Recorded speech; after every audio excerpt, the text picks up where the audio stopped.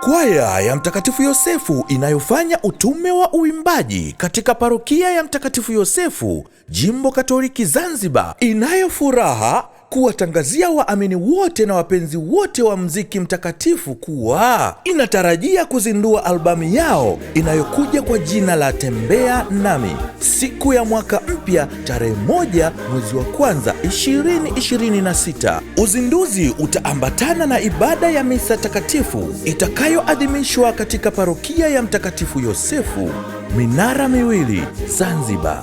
Aidha, uzinduzi huo utafuatiwa na tamasha kubwa la uzinduzi litakalofanyika katika ukumbi wa Michenzani Mall. Tamasha hilo litajumuisha kwaya mbalimbali za Zanzibar, waimbaji maarufu ndani na nje ya Zanzibar, akiwemo Lawrence Kameja,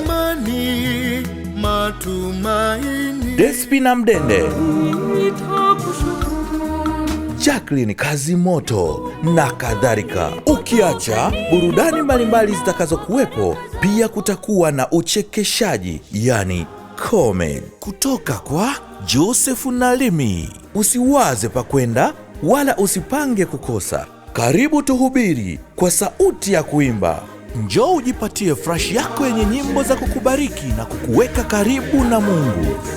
Wakati wote